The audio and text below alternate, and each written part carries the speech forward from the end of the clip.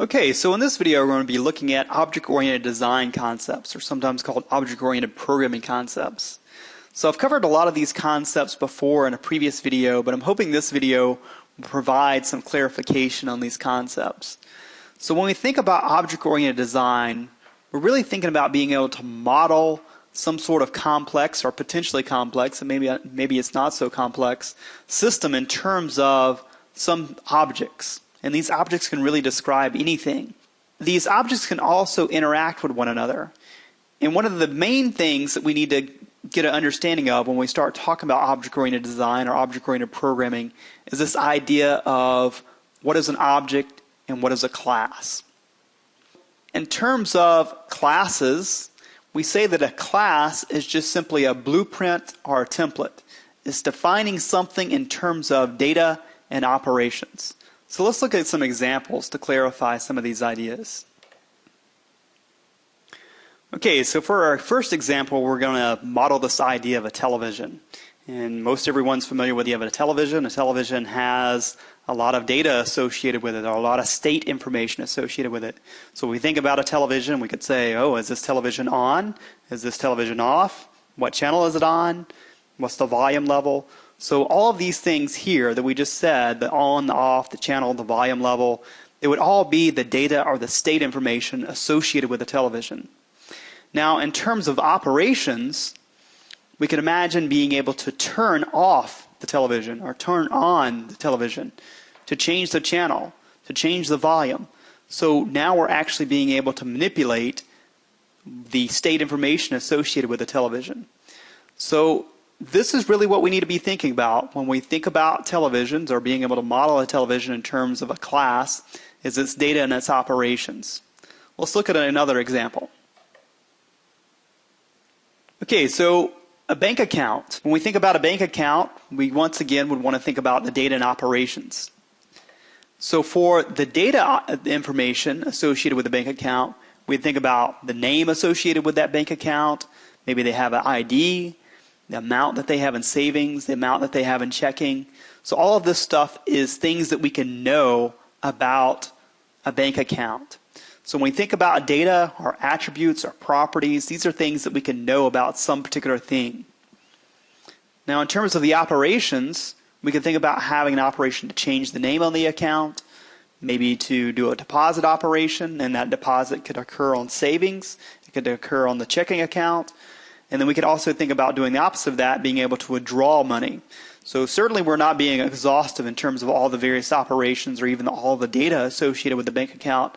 But hopefully this gets you into the idea of thinking about, what do we need to describe in terms of data and operations.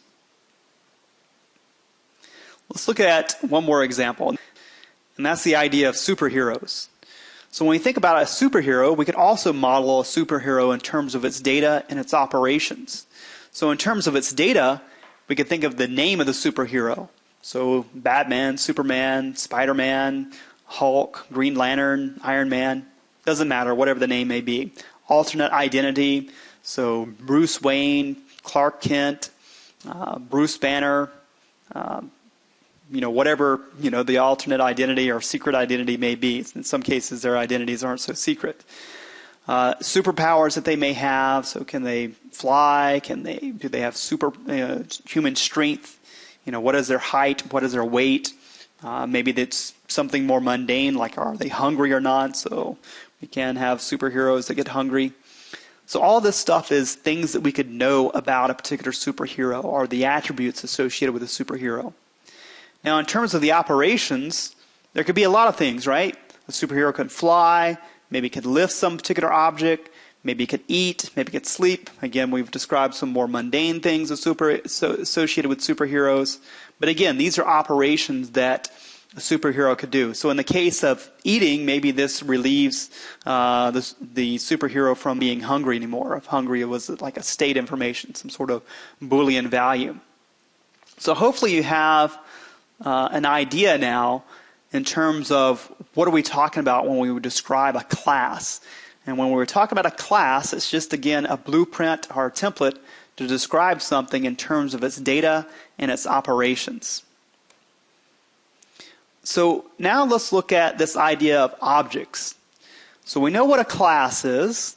Class, again, is that blueprint, that template that describes something in terms of its data and its operation. Well, an object is just simply an instance of a class. So we're talking about a specific superhero or a specific bank account. So now that we have a definition for what an object is, it being an instance of a class, let's go back to our superhero example and take a look at specific instances of the superhero class. So here we have two instances of the superhero class, one of them describing the Hulk and the other one describing Rogue. So if we look at Hulk, in terms of its data, we would have its name being Hulk, alternate identity being Bruce Banner, superpowers, it's got unlimited strength, its weight, 1,200 pounds, height, 7'8", hungry, maybe he's hungry for whatever reason. So all these things would be associated with a specific instance of the superhero class. And while I don't have any operations being specified here, certainly we can think about the operations of eating, the operations of jumping or leaping or lifting. So all of those things can be performed by this specific instance of the superhero class. So if we were to look at Rogue, we can see that she still has a name, an alternate identity, superpowers, weight, height, all the information that we had discussed before in terms of each superhero, but it's specific to her. It's specific to this instance of the superhero class. So hopefully this sort of drives home the point of whenever we're talking about an object, it's an instance of a class. Again, when we think about a class, it's just a blueprint or a template. You can almost think of it as a recipe. So a recipe allows you to bake hundreds of pies or make a sandwich or whatever it is that you may be doing. A blueprint would allow you to go in and build a house or multiple houses from that particular blueprint. It's the same idea here. We can go in and instantiate or create multiple superheroes or multiple bank accounts or multiple televisions just from the blueprint or the template or the class that we have. Okay, so now that we have a good grasp, hopefully, of what an object is and what a class is, I want to look at some specific terms that you'll often see when you're dealing with object-oriented programming in terms of defining a class. The first term that we're going to look at is this idea of instance variables. So we've seen instance variables. We just called them data or attributes or state information that is specific to an instance. So if we go back to our superhero example, whenever we were listing out the name, the alternate identity, superpower, height, weight, hungry, all those things there were instance variables. And we also saw this idea of instance methods. So these are operations or behaviors that are specific to an instance of a class or an object. So again, if we go back to our superhero example, fly, lift, eat, sleep, all these things are operations that would be specific to a particular superhero.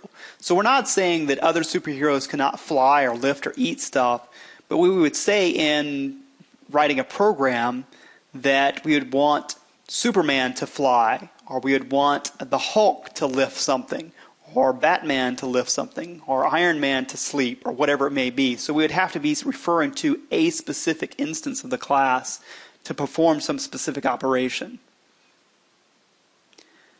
So class variables, we didn't see any specific examples dealing with class variables, but these are just data and attributes or state information that's not specific to any particular instance.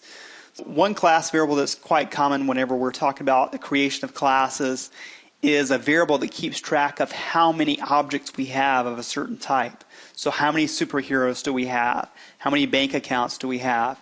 How many televisions do we have? So this is information or this is data that's not specific to any particular instance of that class. Class methods, same concept as class variables, except now we're applying it to operations. So these are operations that aren't specific to any particular instance. So there may be an operation in a bank account to be able to change the interest rate. So maybe all the bank accounts associated with a particular bank have a particular interest rate for a 6-month CD. So we could perform some operation to maybe update that, either increase the interest rate or decrease the interest rate. That would be occurring through a class method because it would apply to everyone that was at that particular bank.